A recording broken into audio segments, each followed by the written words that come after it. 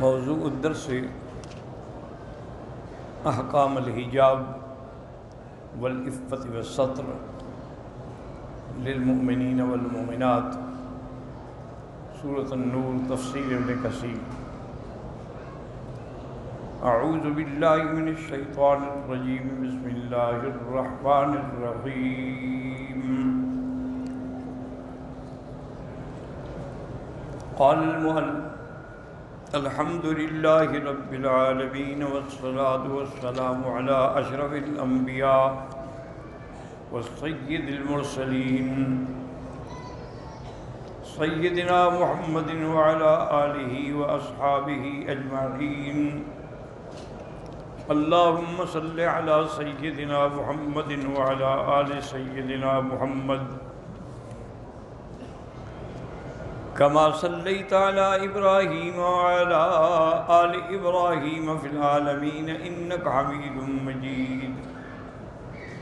اعوذ باللہ من الشیطان الرجیم، بسم اللہ الرحمن الرحیم۔ قل للمؤمنین یغضوا من ابصارهم ویحفظوا فروجهم ذلک ازکی لهم ان اللہ خبیر بما یصنعون۔ قال المؤلف والمفسر رحمہ اللہ تعالی ادام النفع بعلومہ وعلومکم فی الدارین آمین الی ان قال۔ وروى الامام احمد حدثنا عتاب قال حدثنا عبد الله بن المبارك قال اخبرنا يحيى بن ايوب عن عبيد الله بن زهر عن علي بن زيد القاسم النبي أمامة رضي الله تعالى عنه عن النبي صلى الله عليه وسلم قال ما من مسلم ينظر إلى محاسن امرأة ثم يغض بصره إلا أخلف الله له عبادة يجد حلاوتها۔ حضرت ابی امامہ رضی اللہ تعالی عنہ سے روایت ہے کہ حضور پاک نے فرمایا کہ کوئی مسلمان کسی عورت کے حسن اور خوبصورتی کی طرف نظر کر رہا تھا کہ اس نے نظر بند کر دی، اس کے بدلے میں اللہ تبارک و تعالی اس کو ایسی عبادت کی لذت نصیب کریں گے کہ اس کو اس کی حلاوت جو ہے وہ دل میں بھی محسوس ہوئی۔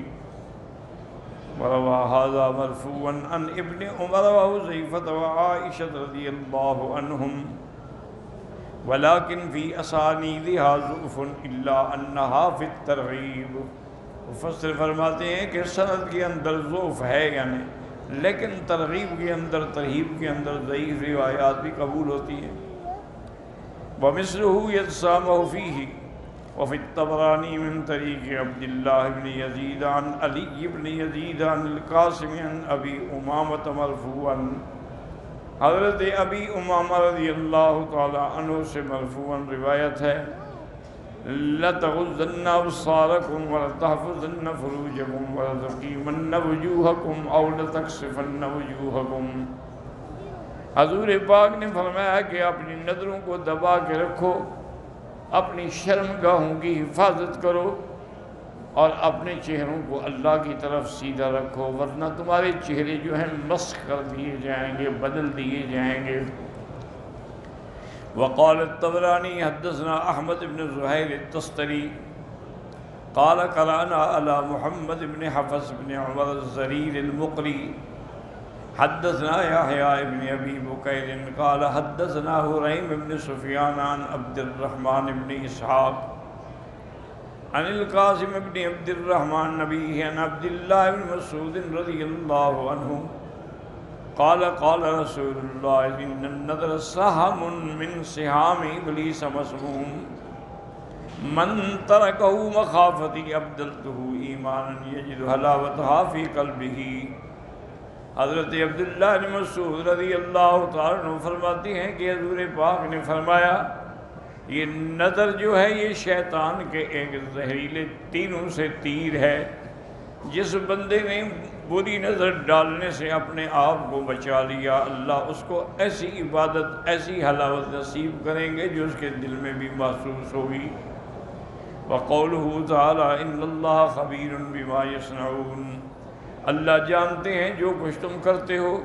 کما قال تعالی یعلم خائنۃ الاعین وما تخفی الصدور. تم اگر چوری سے نظر چرا کے بھی کسی کو دیکھتے ہو تو اللہ جانتے ہیں. وفی الصحیح عن نبی رضی اللہ تعالی عنہ قال قال رسول اللہ صلی اللہ علیہ وسلم كتب على ابن آدم حظه من الزنا ادرک ذلك لا محالہ. اگر کسی کے مقدر میں زنا لکھا ہے تو وہ ہر حال میں اس کو پہنچے گا. فَزِنَ الْعَيْنَيْنِ النَّظْرِ. آنکھوں کا زنا یہ ہے کہ کسی غیر عورت کو دیکھے.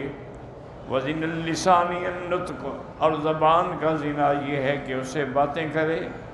وَزِنَ الْأُذْنَيْنِ الْإِسْتِمَاعُ. اور کانوں کا زنا یہ ہے کہ غیر محرم کی باتیں سنے.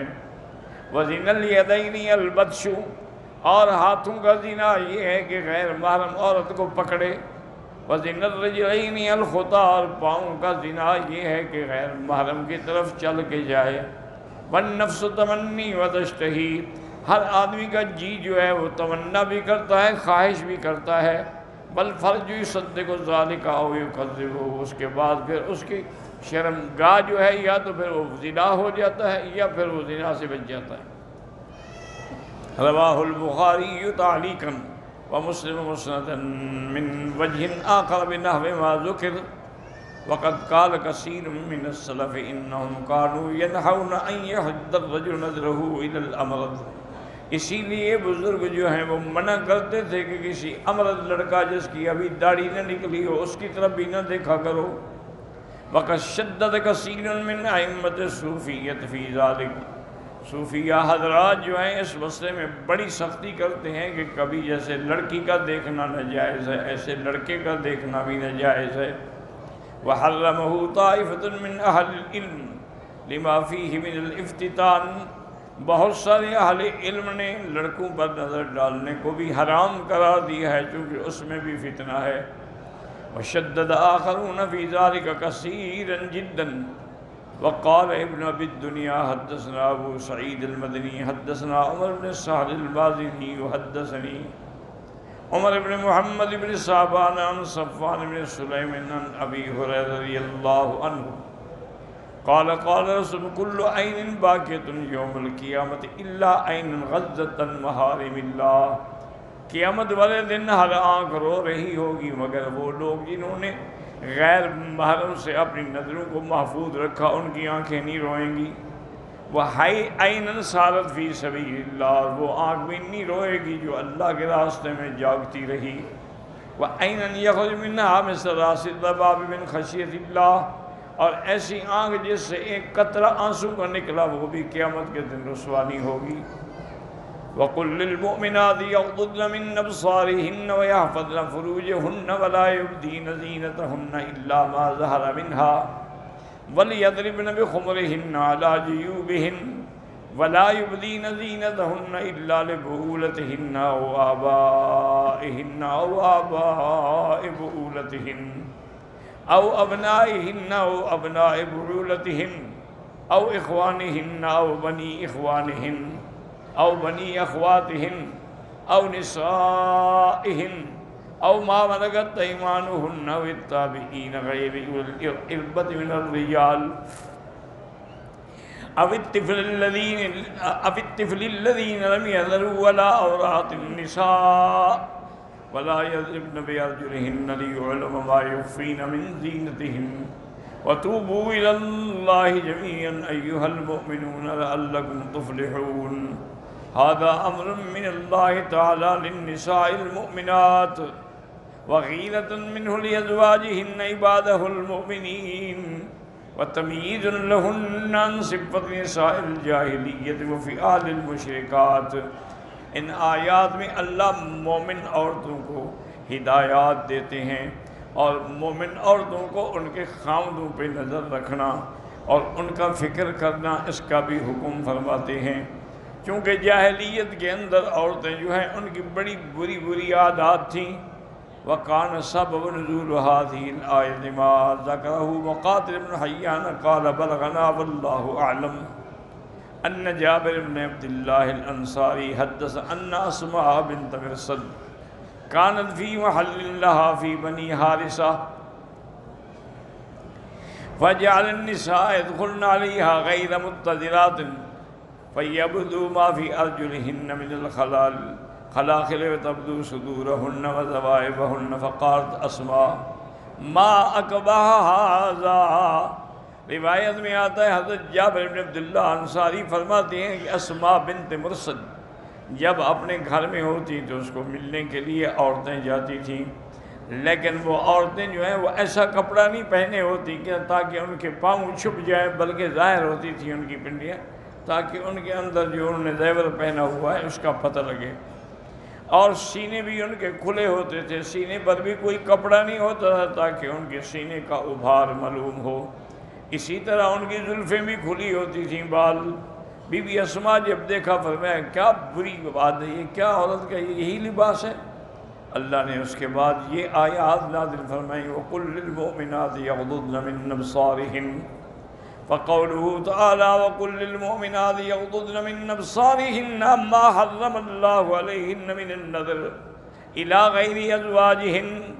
ولهذا ذهب كثير من العلماء إلى أنه لا يجوز للمرأة النظر إلى الرجال الأجانب بشهوة ولا بغير شهوة أصلا. اب اللہ نے حکم دیا اور حرام کر دیا ان پہ کہ ماں سوا خامد کے کسی پہ ایسی نظر نہ ڈالیں. اس لیے بہت سارے علماء کہتے ہیں کہ عورت کو کسی اجنبی مرد پہ شہوت سے یا بغیر شہوت سے بھی دیکھنا منع ہے. وَحَتَجَّ كَثِيرٌ مِّنْهُمْ بِمَا رَوَاهُ أَبُو دَاوُودَ وَالتِّرْمِذِي مِنْ حديث الزهري أن بهان مولى أم سلمة أنه حدثه أن أم سلمة حدثته أنها كانت عند رسول الله صلى الله عليه وسلم وميمونة قالت فبينما نحن عنده أقبل ابن أم مكتوم فدخل عليه وذلك بعدما أمرنا بالحجاب. بی بی فرماتی ہیں کہ میں بی بی ام سلمہ کہ میں تھی اور اب میری اپنا سوکن بی بی میمونہ حضور کی بیوی وہ بھی میرے گھر میں تھیں، اور عبداللہ ابن ام مکتوم نابینا صحابی تھے حضور کے، وہ آئے تو حضور نے فرمایا کہ تم پردہ کر لو، عبداللہ ابن مکتوم آ رہا ہے. فقلت یا رسول اللہ لیس هو اعمی لا یبصرنا ولا یعرفنا. میں نے کہا حضور وہ تو نابینا ہے، نہ دیکھ سکتا ہے نہ ہمیں جانتا ہے کہ ہم کون ہیں. فقال اما ویان انتما، آپ نے فرمایا تم بھی اندھی ہو، تم بھی نہیں دیکھ سکتی ہو، تو اس کو دیکھنا منع ہے، تمہیں بھی دیکھنا منع ہے.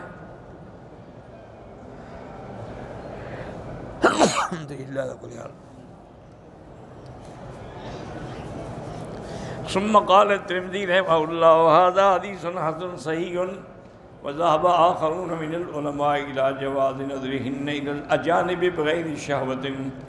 اور بعض علماء کہتے ہیں کہ اجنبی مرد کو عورت دیکھے لیکن شہوت کی نظر سے نہ دیکھے. جیسے کہ ایک صحیح روایت میں ہے کہ انہ جعل ينظر إلى الحبشہ، حبشہ کے لڑکے جو تھے وہ شغل آپس میں لکڑی کی تلواروں سے لڑائی کر رہے تھے، کس کا تجربہ بھی ہے، کھیل بھی ہے. وَهُمْ يَلْعَبُونَ بِحِرَابِهِمْ يَوْمَ الْعِيدِ فِي الْمَسْجِدِ، عید کا دن تھا وہ مسجد میں کھیل رہے تھے. وَعَائِشَةُ أُمُّ الْمُؤْمِنِينَ تَنظُرُ إِلَيْهِمْ مِنْ وَرَائِهِ.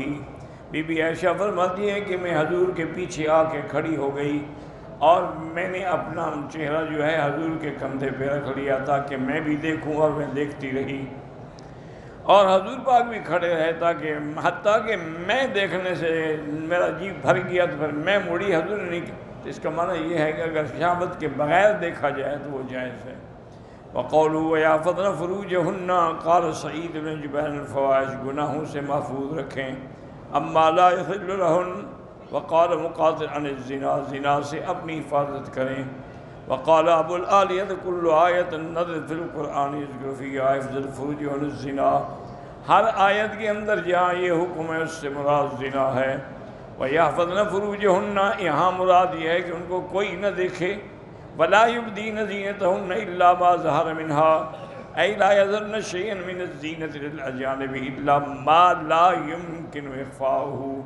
کسی غیر کو اپنی زینت بھی ظاہر نہ کریں. ہاں بعض چیزیں ایسی ہیں جو مجبوری ہوتی ہے، کالرداء جیسے اوپر کی چادر ہے، اوپر کا کپڑا ہے. الا ما كان يتعاطى نساء العرب المقنعة الذي تجلل ثيابها، اوپر وہ اوڑھنی اوڑھ لیتی ہیں. وما يبدو من اسافل الثياب فلا حرج عليها في ان هذا لا يمكنها اخفاء. اس تو چادر کا چھپانا اور اوپر کا چھپانا یہ تو ضروری نہیں ہے، تو اس کا چھپانا ممکن بھی نہیں ہے. ما يميزار يوم لا يمكن اخفاؤه. وقال يقول ابن مسعود الحسن بن سيرين جزاه الله وغيرهم وقال الأعمش عن سعيد بن مالك لا يبدين زينتهن الا ما ظهر منها. قال وجهها، چہرہ، کفیہا، ہاتھ اور اس کے اندر جو انگوٹھی ہیں. وروان ابن عمر وعطاء واکرم سعید بن جبیر بن شعثاء والضحاک وابراہیم النخعی وغیرهم نحو ذلك. وهذا يحتمل أن يكون تفسيرا للزينة التي نهينا عن إبدائها. یہ ہے وہ زینت جس سے منع کیا گیا. كما قال أبو إسحاق السبيعي عن بالأحوص عبد الله ولا يبدين زينة القرط، یعنی بالیاں پہنی ہوئی ہیں یا پاؤں کے اندر جو جھانجریں پہنی ہوئی ہیں. وفي روایت حال قال الزینت زینتان، زینت دو قسم ہیں. زینت لا يراها إلا الزوج، ایک زینت تو ایسی ہے جس کو خاوند کے بغیر کوئی نہیں دیکھ سکتا. الخاتم والسوار، جو اس کی انگوٹھی ہے یا کنگن ہے. وزینت یراها الاجانب، اور ایک زینت ہے کہ اجنبی بھی دیکھ سکتا ہے، وہ ظاہری کپڑے ہیں. وقال الزہری لا يبدو لهؤلاء الذين سمى الله ممن لا تحل له الا الاسود والاخمر واقل غير حسن. واما عامة الناس لا يبدو منها الا الخاتم والله اعلم.